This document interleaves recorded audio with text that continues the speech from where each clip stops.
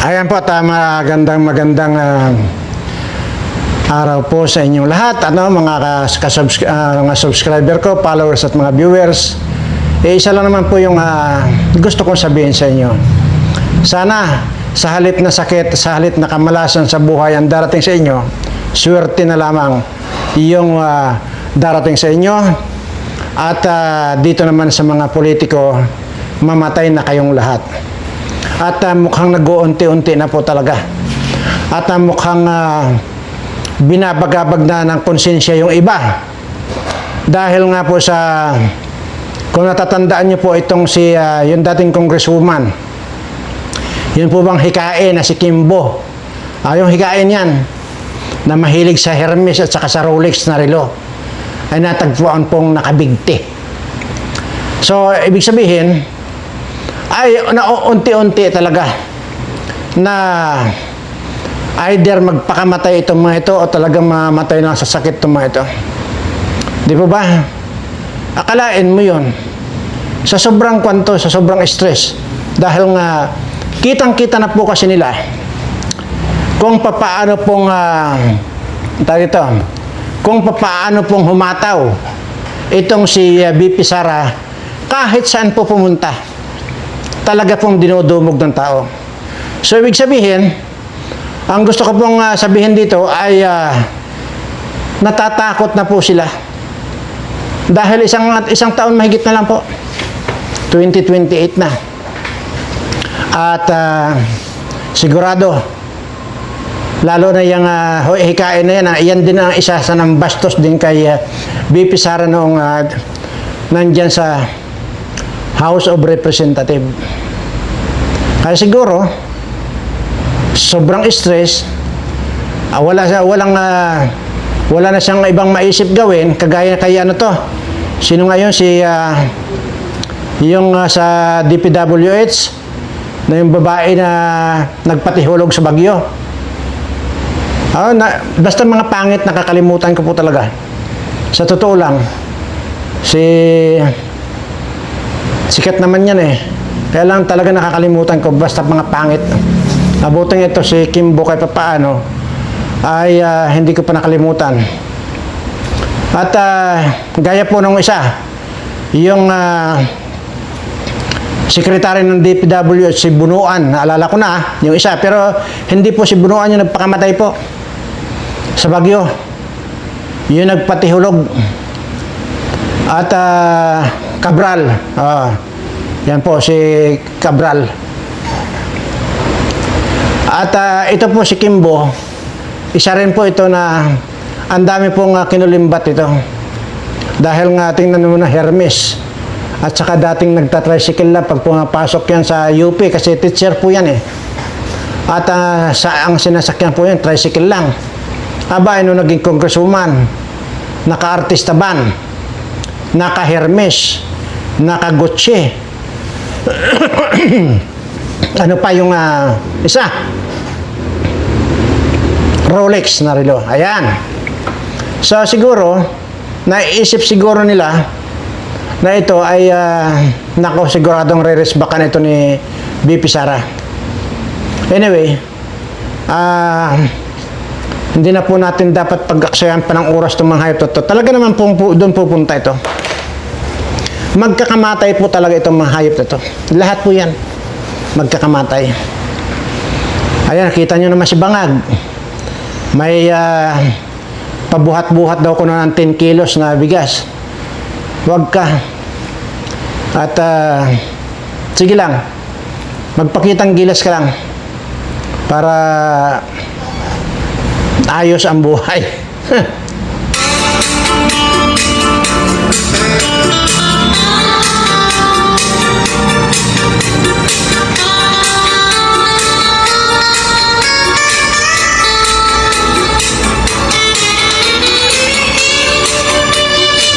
Ayan po. At ano nga ba ang ating pag-uusapan ngayon? I-comment nyo nga po dyan, sa halip na mag-good morning po kayo, mag-comment nga po kayo kung ano po yung kaya yung ating gusto, yung inyong gustong itapik ko sa bawat gagawin kong video. At para po malaman ko, i-comment nyo po, instead na mag-good morning kayo, mag-comment po kayo dyan kung ano yung iniisip ninyong itapik natin, ano? At para po matulungan nyo na rin po ako na mag-isip kung ano pang may tatapik natin. Ano? Ayan.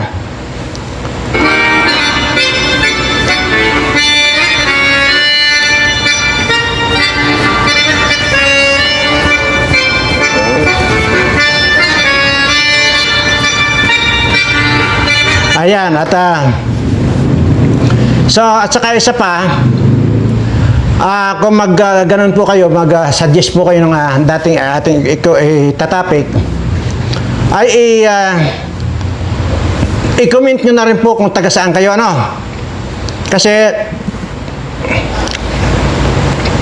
lahat po ng sinasabi ko rito may purpose. Bakit ko gustong i-comment nyo dyan kung mga taga saan kayo? Kasi nga, i-consolidate ko po yan. Kung ilan ba yung mga subscriber ko doon sa halimbawa, sa Baguio, sa Pangasinan, sa Bataan, sa Davao, sa Jinsan, o kahit saang sulok. I-comment nyo po dyan, instead na gawin nyo po makabuluhan.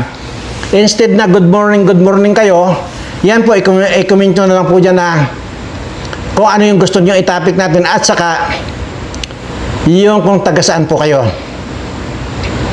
At sinabi ko na po sa inyo, kung hindi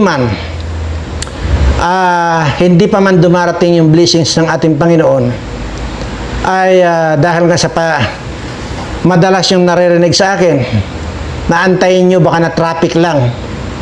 Ay kung talagang hindi na makausad ang traffic na pagdating ng inyong mga blessings, malamang-lamang ay ibibigay ko na yung kita nitong YouTube channel ko na Birana Live Studio TV. Sinabi ko na po yan dati nung matagal-tagal na rin po, labo na.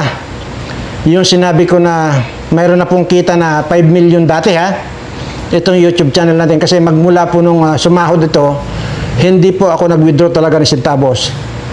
At ang sinasabi ko po dyan po ulit-ulit, lahat po ng kikitain itong YouTube channel ko, sa inyo po mga subscriber ko mapupunta. At yun po ay tutuparin natin at di po tayo magsasalita rito na hindi natin gagawin. Kaya nga po yun, inuulit ko lang po, gawin nyo makabuluhan yung inyong mga comment para malaman ko lang kung ilan kayong mga subscriber ko doon sa yung sinabi ko na kanina. Ganun lang po yan. Anyway, pasadahan po muna natin itong nakalimutan na yung issue ng flood control. Sa dami ng mga strategy ginawa ng Bangag administration ito, nakalimutan na po. Talaga sinadyang kalimutan yan. Yung issue ng flood control na yan. Dahil isa po sa madadali dyan itong mismong presidente. Lumabas po yung may nagsasabi po dyan na taon-taon po yan 100 billion ang nakukuha nitong si BBM. Taon-taon 100 billion. At yan naman po ay pinatunayan po yun ng 18 mga sundalo na nagbigay ng testimonya na nag-deliver po sila dyan sa Malacanang at nag-deliver din po sila sa Ilocos. Ang nakakalungkot po rito, hindi po inimbestigahan niya ni Lacson. Paano? Silang dalawa ni Soto, mayroon ding malita. Wala pong hindi nabigyan ng malita. Kagaya na lang po itong si Garcia. Lumabas po dyan. Hindi po sa akin ang galing yan, kundi nandyan po yan. Recorded po yan na sinabi na si George Garcia ay tumanggap din. So, ibig sabihin, lahat ng kumilik ay talagang nakinabang din dyan. Ngayon, so, kaya wala pong gustong mag-imbestiga dyan sa flood control na yan. Pero yan ang pagkakamali ninyo. Sisiguraduhin ko sa inyo, mapapalitan at mapapalitan kayong lahat. At sisiguraduhin ko sa inyo, maglalangoy kayo sa ilalim ng lupa. Maniwala kayo sa akin. At lalo't ngayon at mayroon na tayong ginagawang negotiation, ay, well, sabi ko naman talaga, hindi ako magtatagal at hindi ko kailangan ang trabaho sa gobyerno. Hindi ako kagaya dito kay Claire Castro na kahit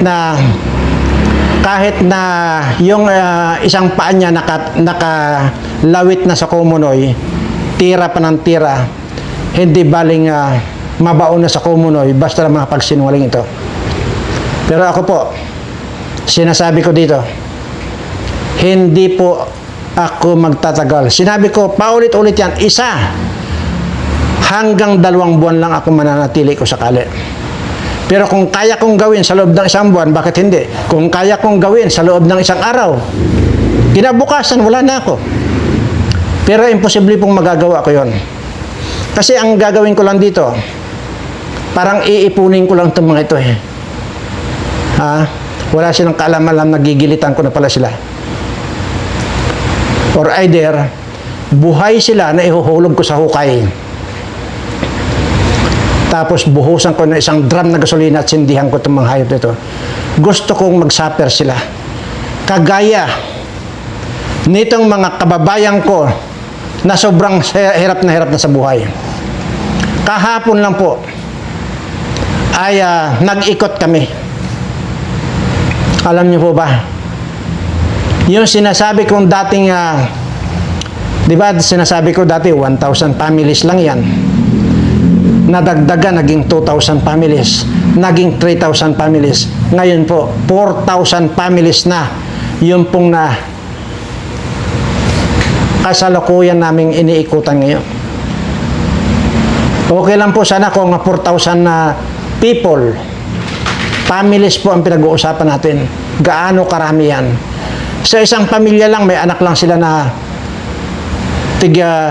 isa or 1 hanggang 2. Yung isa lang 3 na agad na tao yung isang pamilya. Ay kung may anak na 5 yan, di 7 agad sa isang pamilya. Ganun na po karami. Sobrang dami. Pero sabi ko nga po, kahit pa paano ay kaya pa naman. At habang dumadami yung ating naiikutan at naaabutan ng konting tulong, ay siya namang wala namang patid yung pagsampa ng pira dito sa ating mga negosyong naipundar. Salamat, Panginoon. Thank you, Lord. At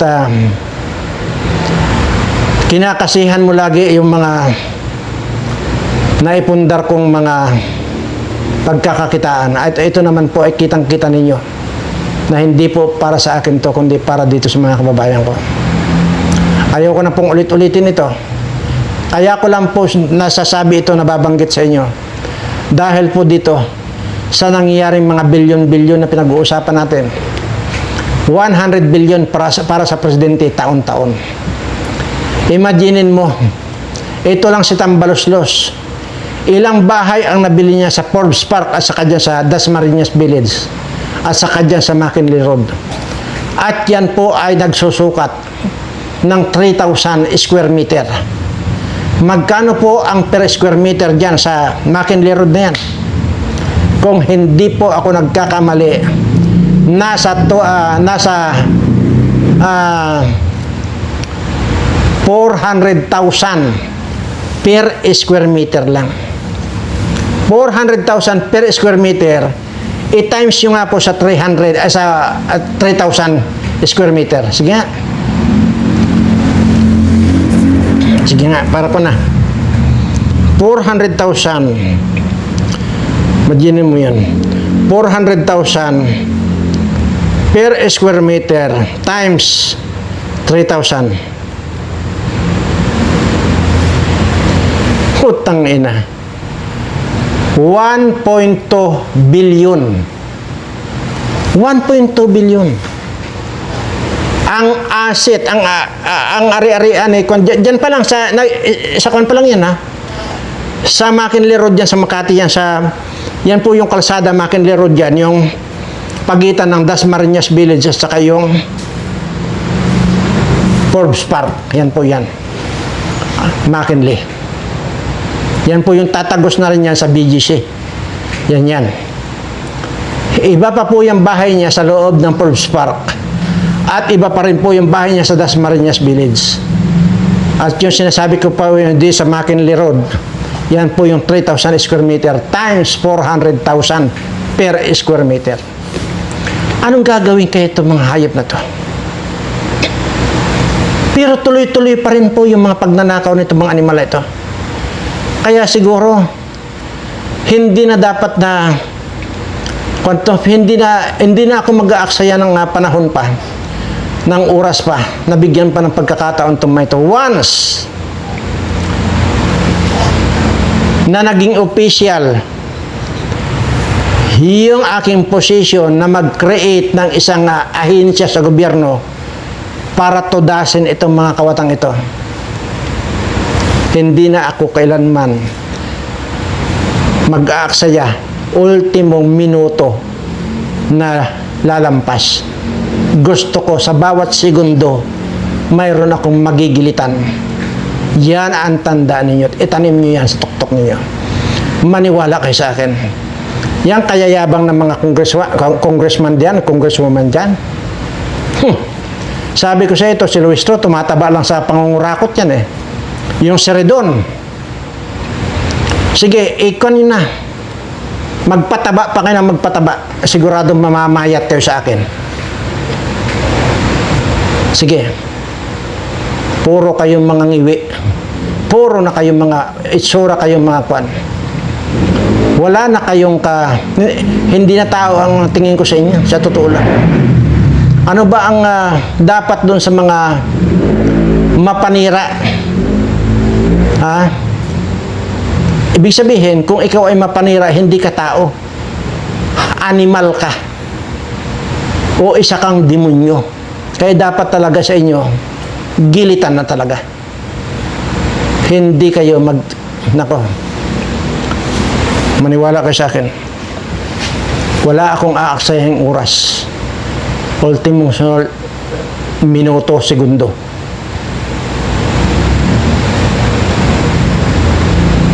Hindi dahil sa kwan. Hindi dahil sa ito ay kwan ko yan, initiative ko ito. Walang pinag-uusapan dito na presidente kung sino man. Wala. Initiative ko ito. At sisiguraduhin ko, bago magalit sa akin ang presidente sa gagawin ko, gusto ko matudas ko muna lahat, hindi bali magalit ng presidente sa akin na naglagay sa akin. Basta ang sa akin, matupad ko yung lipulin lahat ng mga demonyo dito sa Pilipinas para kahit papaano ay gumanda-ganda man lang ang buhay nitong mga kababayan ko. Grabe. Hindi na po halos nakakasurvive yung mga binigyan ko ng mga motorized bangka. Ha? Yung para pangisda na mga bangka, yung pong mga ordinaryong mga bangka na may motor. Halos wala na po silang mahuli. Kasi hanggang sa malapit lang sila. Hindi na sila makatawid hanggang doon sa malayo. Bakit? Dahil po sa mahal ng krudo at gasolina. Ay, may mga makina yan, may mga diesel dyan, may mga gasolina ang gamit. Yan po yung mga pinagbibigay ko dito sa mga mangingisda namin dito. Halos lahat po dito sa isang bayan po dito sa amin. Lahat po yan ay mga binigay ko mga bangka sa kanila para mayroon po sila panghanap buhay. Pero sa halip na hindi ko na sana i-shoulder yon, ganun pa rin po. Kasali pa rin po sila doon sa iniikutan namin. Bakit? Kasi nga po, hindi na sila nakakahuli. dahil hindi sila nakakalayo dahil sa mahal ng gasolina at krudo. Yan po yan. At doon naman po sa mga magsasaka natin. Ano bang makukuha doon sa magsasaka ngayon? Bagamat pinagbibigyan ko ng hand tractor yung mga yan, hindi rin po makakasapat. Kagaya po nito, lalo ngayon tuyot na tuyot po ang lupa. Wala po ni kahit na anong gulay, kahit na anong itanim nila rito. Wala pong mabubuhay kasi napakatigas po yung lupa at bitak-bitak po yan sa sobrang tuyong-tuyo na ang titigas po ng lupa. Wala pong pagkakaiba yan dito sa mga ulo nito mga congressman, mga kawatan, mga titigas po ang ulo ng mga magnanakaw na yan. Wala pong malambot na ulo ng magnanakaw, lahat po yan matitigas. Kaya ngayon pa lang humingi na kayo ng tawad sa ating Panginoon dahil sisiguraduhin ko sa inyo, papatayin ko kayong lahat. Hanggang dito lamang po at sa lahat po ng aking mga subscriber, pasensya na po kayo. At hindi ko lang po mapigilan yung sarili ko. Lalo't kagagalin lang namin mag-ikot at kitang-kita ko na yung mga nangyayari sa mga kababayan ko, kaya ganito lang ang galit ko. Maraming salamat po at sa lahat ng mga subscriber ko. Mahal na mahal ko po kayong lahat.